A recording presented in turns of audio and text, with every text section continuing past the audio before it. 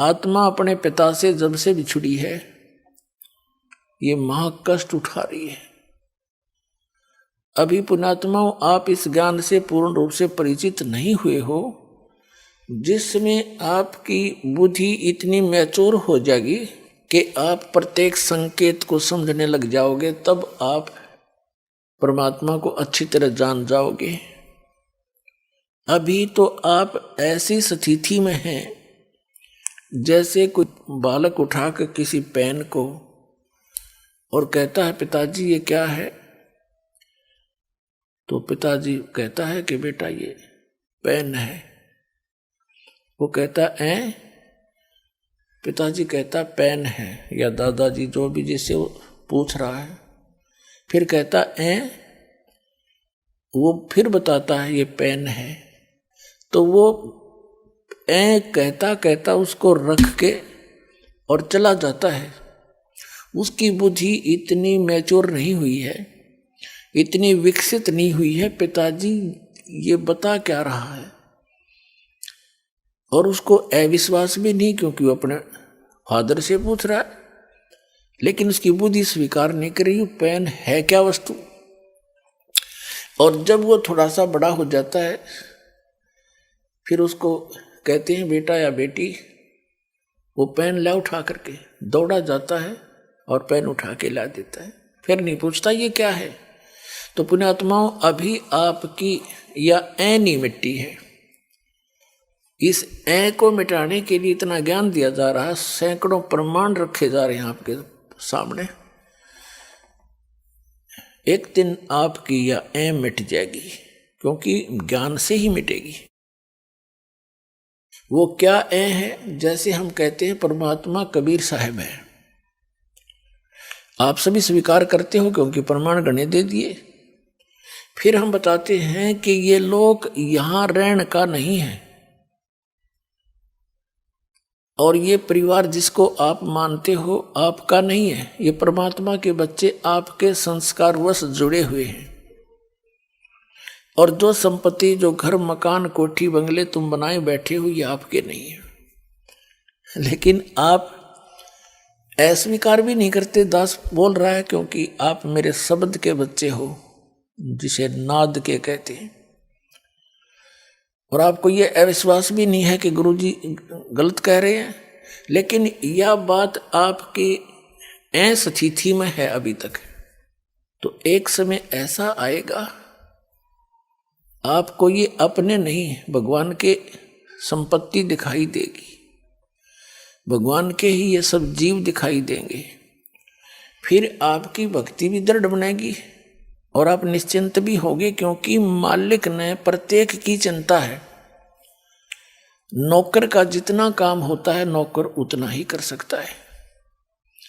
उन बच्चों को जो उस मालिक ने देना है, वो नौकर को दे देता है कि आप इनको ऐसे ऐसे सुविधाएं प्राप्त कराओ। तो वो नौकर का उतना ही काम है, वो करवा दे। तो अभी हम मुखिया बनकर काम करा करते, फिर हम एक दास बनकर परमात्मा का जैसा भी जिसका रोल है, एक फिल्म है ये, तो इसमें जिसका जैसा रोल है उसको एक सुचारू ढंग से करें, भगवान से डर के करें, किसी की आत्मा नहीं दुखावे, क्योंकि सब उस मालिक के बच्चे हैं। और इस मन पापी ने डांटे, जरा सा क्रोध होकर मन माने घर में कड़े मचवा दे 1 मिनट में, उसको ज्ञान से और परमात्मा के भय से उसको कंट्रोल करें। तो अब दास जो आपको बता रहा है कि आप यहां बहुत कष्ट उठा रहे हो, और आप इस बात से को सुन अवश्य लेते हो, लेकिन ये समझ में नहीं आता कि कष्ट कैसे उठा रहे हैं। कोई समझता है कि मैं बीमार हूं इसलिए कष्ट है मुझे, नहीं।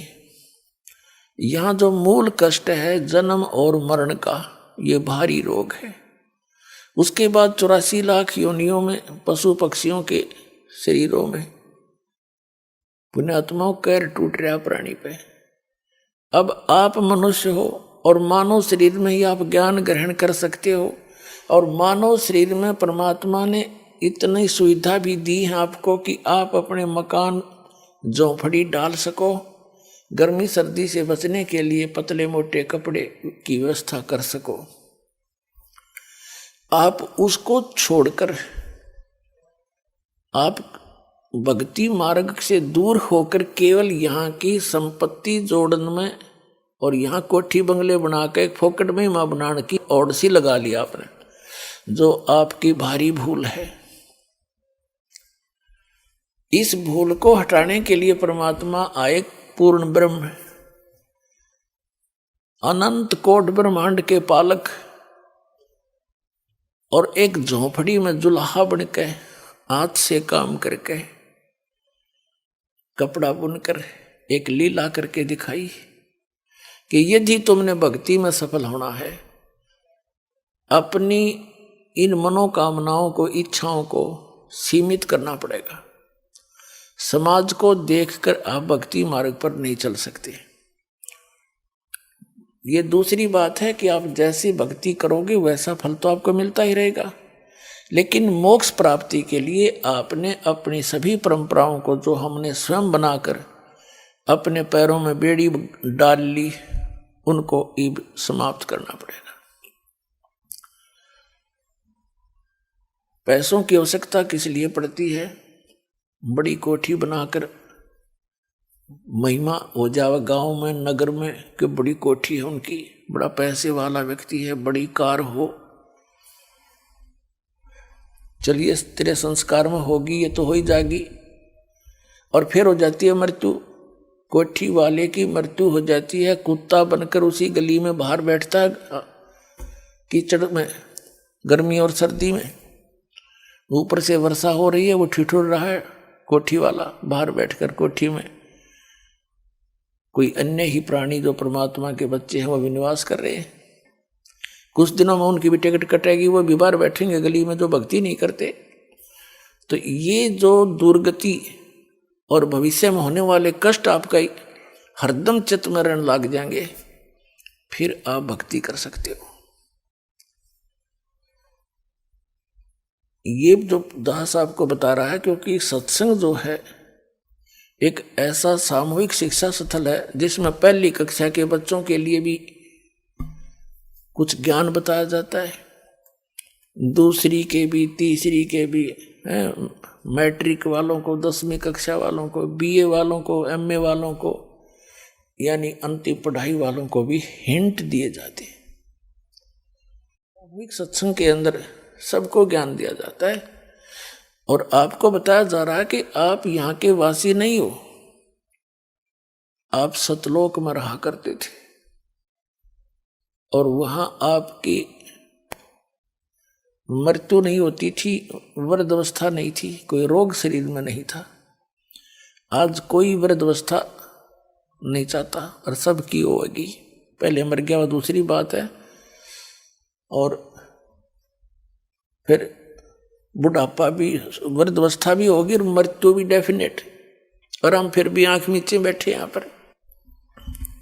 तो अभी तक तो हमें इसका विकल्प नहीं था, अब परमात्मा ने विकल्प बता दिया कि जब तक इस शरीर में रहो, वो आपका मकान जो भी सीमित सा बना कर रखो, ज़्यादा बड़े की आवश्यकता नहीं। जैसा भी आपके संस्कार में कोई बड़ा भी बन गया है तो कोई प्रॉब्लम नहीं है।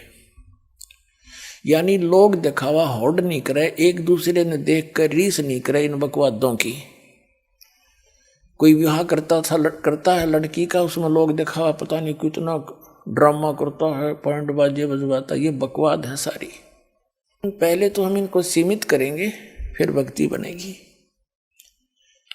पुण्यात्माओं, आप जो दास ज्ञान दे रहा है, ये किसी डूम बाट के गीत नहीं, किसी स्वार्थी व्यक्ति के द्वारा कोई नावल की कथा नहीं सुना रखी, खुद भगवान ने आकर के ये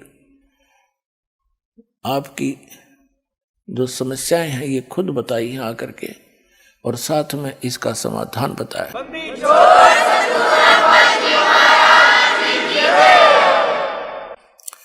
और आप जी ने बहुत दिन हो गए यहाँ कष्ट उठाते ने। अब परमात्मा कबीर जी आपके पिता हैं, सभी हम सब के, और आपके दुख को देखकर वो स्वयं दुखी रहते हैं। आपने गलती अवश्य कर दी, और जैसे एक सेब खराब हो जाती है, सेब विक्रेता को वो सेब बहुत प्यारी होती है, उसको पता है कितनी कीमती है, लेकिन खराब होने के बाद उसके पास कोई विकल्प नहीं है, उसको बाहर फेंकना ही पड़ता है। तो पुण्यात्माओं, हम उस सतलोक में रहने के लायक रहे नहीं थे, इसलिए परमात्मा ने हमें बाहर फेंकना पड़ा कि ये औरों को खराब ना करते हैं।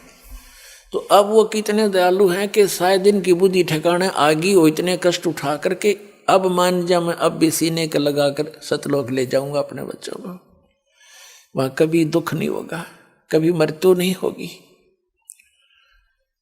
तो इसके लिए बताते हैं, यहां जो परमात्मा स्वयं आए थे, एक झोपड़ी में रहा करते, घास फूस की छात बना के, लकड़ों के टांग के, और उसमें 120 वर्ष रहे और सारी सृष्टि का पालन करते थे। वो सारी सृष्टि के पालक हमें ये दिखाने के लिए कि यदि तुमने मोक्ष चाहिए, ये बकवाद छोड़नी पड़ेगी, समाज को नहीं देखना होगा, एक दास बनकर रहना होगा। वैसे तो भक्ति के लिए चाहे सेठ भी है, भक्ति वो भी कर सकता है, जैसे धर्मदास जी थे, लेकिन मर्यादा के अंदर रहकर ही भक्ति की उन्होंने।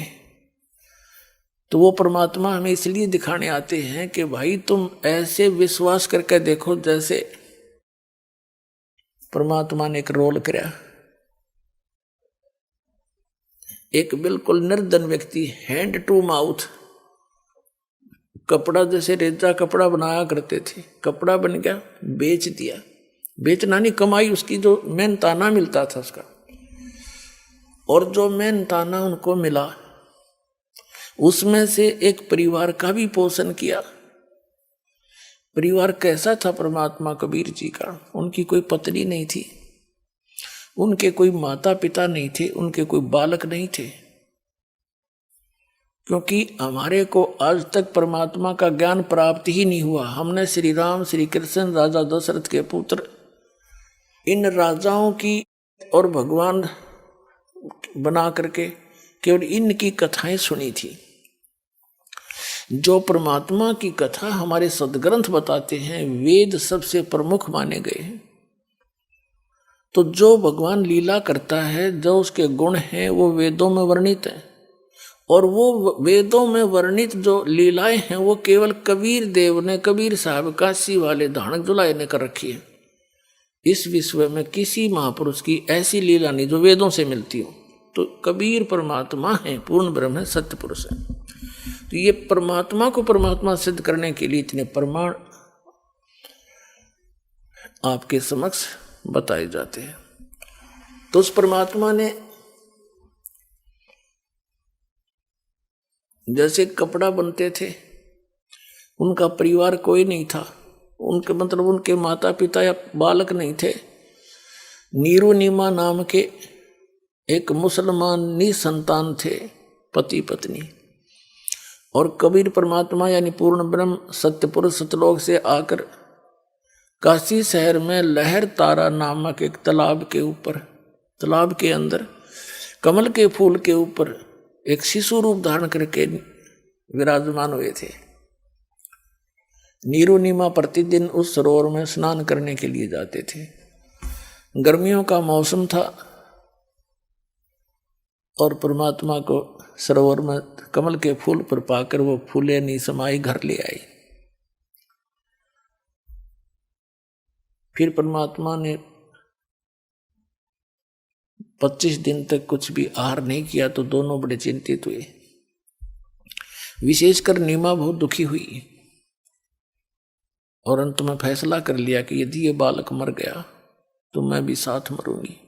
तब कबीर परमेश्वर बालक रूप में जो उनके घर पे निवास करते थे, उन्होंने प्रेरणा की भगवान शंकर से। भगवान शंकर अपने शिवलोक से आए साधु रूप बना के। तब नीरू और नीमा से उनकी समस्या का कारण पूछा, क्यों दुखी हो तुम?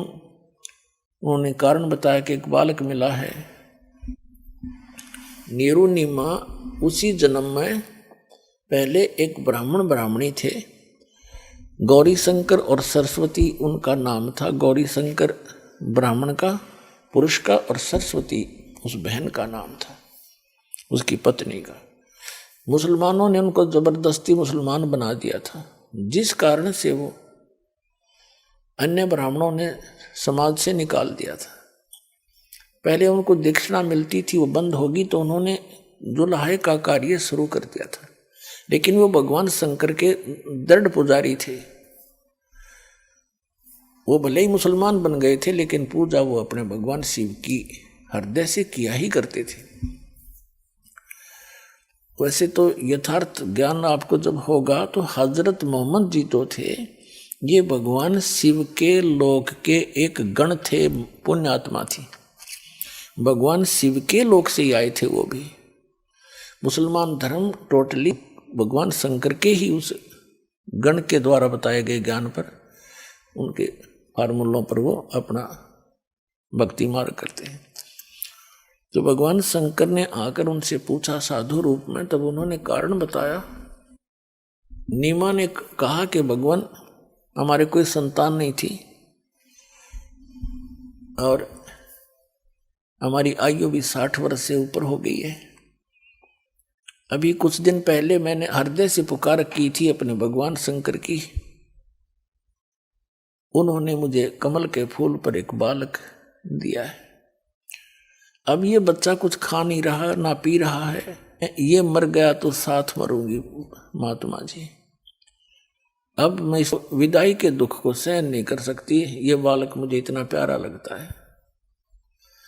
शंकर भगवान ने कहा कि माई वो दिखा तेरा बालक कहाँ है, लाना जरा बाहर। माई लाई नीमा उठा के, सोचा बालक को महात्मा जी के चरणों में डाल दूं, ये कुछ रहम कर दे, इनका जीवन बच जाए। इस उद्देश्य से नीमा ने भगवान शंकर के चरणों में बच्चा डालना चाहा, ऐसे चरणों में रखना चाहा, ऐसे आकाश में उड़ गए भगवान और भगवान शंकर के सिर के बराबर में आके ऐसे स्थिर हो गया हवा में। नीमा ने सोचा कि इस बाबा जी में करामात बहुत घनी, मेरा बेटा उड़ा दिया, हवा में रोक दिया। तब परमात्मा ने कहा कि हे महात्मा जी, इनसे कहो एक कंवारी बछिया ले आवे, उस कंवारी बछिया पर आप अपना हाथ रख देना आशीर्वाद का, वो दूध दिया करेगी। अब भगवान शिव ने जब देखा बालक आकाश में उड़ गया, शिव जी को तो पता था कि कोई मेरा योगदान नहीं है इसके आकाश में उड़ जाने में, और ये बोल रहा छोटा सा बालक, ये कोई महापुरुष है, सिद्ध पुरुष है। भगवान शिव ने ऐसा किया कि आओ मेरे पास, गोदी में आ गए परमात्मा, उनके हाथों में आ गए, जैसे बालक आ जाता है। फिर भी 2-3-4 बार उनसे बात करी और फिर कहा कि इनसे मैंने जो कहा वैसा करें। तब नीमा को भगवान शंकर ने कहा कि नीमा माई, ये बेटा तेरा मरने वाला नहीं है, देखो मैंने इसका हस्त रेखा देखी है, इसकी तो बहुत लंबी आयु है, ये जब तक चाहेगा शरीर नहीं छोड़ेगा, तो चिंता ना कर, ये मरेगा नहीं। नीमा ने कहा बाबा जी, महात्मा जी, इन सुखी सांत्वनाओं से मेरा दिल ना डटे, मेरी आत्मा जब मानेगी जब ये कुछ दूध पी लेगा। तो भगवान ने कहा कबीर साहब ने कि इनको कहो गाय ले आओ कंवारी। तब भगवान शंकर ने कहा जाओ एक कंवारी गाय लाओ नीरू। नीमा के पति से कहा। नीरू गया और कुम्हार से एक ताजा बर्तन लाना, मटका, पात्र, छोटा घड़ा जिसमें दूध निकाला जाया करेगा। अब नीरू गया, एक बछिया ले आया और एक छोटा सा मटका ले आया, छोटा सा, और छोटे छोटे बर्तन जो मुंह लगा के पीते हैं, कप टाइप, मिट्टी के बना करते थे पहले उनको, हमारे यहाँ तो कसोरे बोलते हैं, मिट्टी के प्याले वो भी ले आए। और परमात्मा के आदेश अनुसार भगवान शंकर जी ने उस बच्चिया की कमर पर आशीर्वाद भरा हाथ मार दिया, लंबे लंबे सतन हो गए और दूध की धार चल पड़ी। वो पात्र साफ करके नीचे रख रखा था, वो भर गया। तो उस प्रकार परमात्मा के प्रतिदिन वो ये दूध पान करने लगे। परवरिश की लीला कबीर परमात्मा की बालक रूप में जब आए थे, कंवारी गाय से हुई थी। ये परमात्मा कबीर जी की जीवनी में लिखा है। और उस परमेश्वर कबीर जी ने जो परमात्मा परम अक्षर ब्रह्म सत्य पुरुष अमर पुरुष जो लीला किया करता है, वो लीला कर रखी थी। उसी के अनुसार वो आदरणीय गरीबदास साहिब जी को मिले थे, जैसे कि आपको सत्संग में सुनाया था सुबह। उनको सचखंड लेकर गए थे, फिर उनके अंदर पूरा ज्ञान भर दिया था भूत और भविष्य का। पहले क्या हुआ था, मैंने क्या क्या लीलाएं की थी, मैं कहाँ कहाँ रहा था। जैसे श्री तुलसीदास जी ने लाखों वर्ष पहले की रामायण लिपिबद्ध कर दी अपनी वाणी में, चौपाइयों के माध्यम से, दोहों के माध्यम से, और वो सर्वमान्य है हिंदू समाज में। इसी प्रकार आदरणीय गरीबदास साहिब जी ने उस परम अक्षर ब्रह्म की लीला, कबीर परमेश्वर की लीला, उनके द्वारा प्राप्त दिव्य दृष्टि और दिव्य ज्ञान के आधार से अपनी अमृत वाणी में लिख रखी है, जो एज इट इज सर्वमान्य है। जो परमात्मा ने लीला की थी उनसे भी मिलती है, जो कबीर सागर में लिखी हुई है। और जैसे दिव्य दृष्टि जो होती है, इसकी क्षमता होती है, क्षमता, जैसे दूरबीन होती है, दूरबीन उनकी क्षमता होती है, एक तो 1 किलोमीटर तक का दिखा दे, एक मनमाने आसमान में सैकड़ों किलोमीटर तक या दूर तक का देख सकती है। इसी प्रकार दिव्य दृष्टि और दिव्य ज्ञान की भी अपनी क्षमता हो। तो आदरणीय गरीबदास साहिब जी के पास जो दिव्य ज्ञान और दिव्य दृष्टि थी, वो श्री तुलसीदास जी के दिव्य ज्ञान और दिव्य दृष्टि से कहीं अधिक महत्वपूर्ण और ज्यादा शक्तिशाली थी, अधिक श्रेष्ठ थी। तो आदरणीय गरीबदास साहिब जी ने भी अपनी वाणी में प्रमाण दिया है। तो पुण्यात्माओं, सबसे पहले तो आपको परिचित कराते हैं कि क्या ये लीला कबीर साहब ने की। कंवारी गायों का दूध पिया बचपन में, वो कहाँ प्रमाण है, आपके रूबरू करते हैं पवित्र कबीर सागर के अंदर। अपने आत्माओं, जब तक आप जी को ये विश्वास दृढ़ नहीं होगा कि हम जिस परमेश्वर की शरण में हैं वो कौन है और कितना लाभ दे सकता है, तो तब तक आप दृढ़ नहीं हो सकते। आपको दृढ़ करने के लिए ये ढेर सारे प्रमाण दिखाए जाएंगे, और इस ज्ञान को समझने के बाद आपकी स्थिति ऐसी हो जाएगी। कबीर साहब ने बताया है कि बंदी छोड़ दयाल जी, ऐसे बोला करोगे तुम, आपकी आत्मा कहा करेगी, बंदी छोड़ दयाल जी तुम तक हमारी दौड़े, जैसे काग जहाज कहा अब सूजत और न ठोरे। जैसे समुद्री जहाज के ऊपर कौवा बैठकर चला जाता था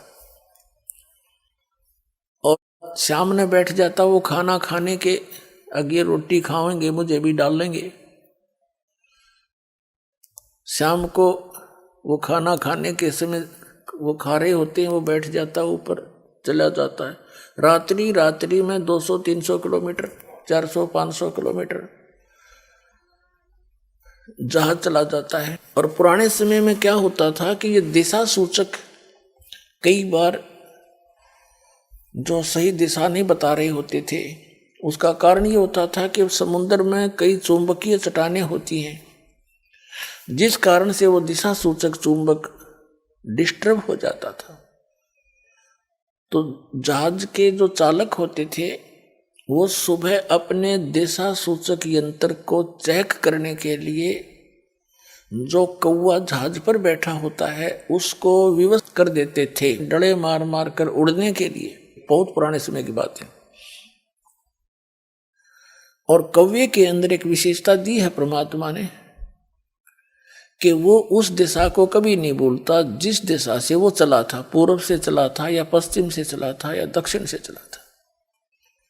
तो कौवा उड़कर उसी दिशा को बैक होने की चेष्टा करता है जिस दिशा से वो चले थे, एग्जैक्ट।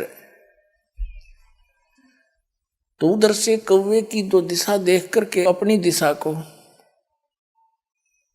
वो चालक अपने यंत्र को चेक कर लेते थे और अपनी दिशा से भी वो कन्फर्म हो जाते थे कि हम सही जा रहे हैं, नहीं तो ठीक कर लेते थे। अब कौवा 150-200 फुट तक दौड़ता है, उड़ जाता है वापस आने के लिए कि वहां से पत्थर उत्थर मार दिए उसका। अब उस जहां देखता वहां जल ही जल है, और जल में जहां बैठे वहीं डूब मरे। चारों तरफ देखकर वो वापस कहीं स्थान उसको बैठने का यानी सपोर्ट नहीं मिलता, सब डूबने का स्थान, मृत्यु का स्थान दिखाई देता है।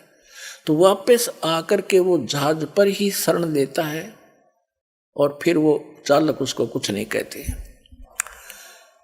तो जिस प्रकार उस जहाज के कौवे को उस जहाज के अतिरिक्त अपनी जीवन रक्षा का स्थान कहीं नजर नहीं आया और वापस में वो जहाज ही आकर ग्रहण किया, जहाज में बैठा और सारा डूब मरण का था।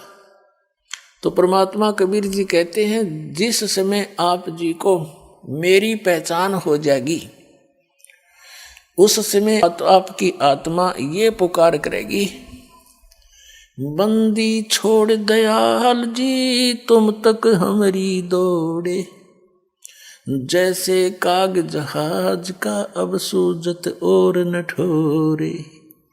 और ठिकाना पृथ्वी पर आपने दिखाई नहीं देगा इस सतलोक आश्रम बरवाला के अतिरिक्त। ऐसी स्थिति कर दूंगा आपकी।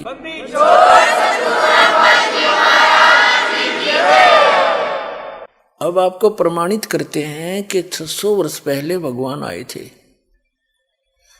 अपने पिता आए थे, और हम अपने पिता को पहचान नहीं सके और हम इन काल के अवतारों को अपने मालिक मान के इनके लिपटे रहे। ये आप दुखी, ये आप जन्म मृत्यु के अंदर।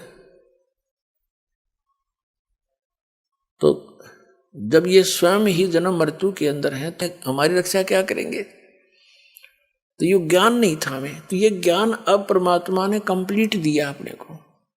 अगर आप ये वीडियो YouTube पर देख रहे हैं तो हमारे चैनल को सब्सक्राइब करें और बेल आइकन को दबाना ना भूलें। अगर आप Facebook पर ये वीडियो देख रहे हैं तो हमारे पेज को लाइक करें।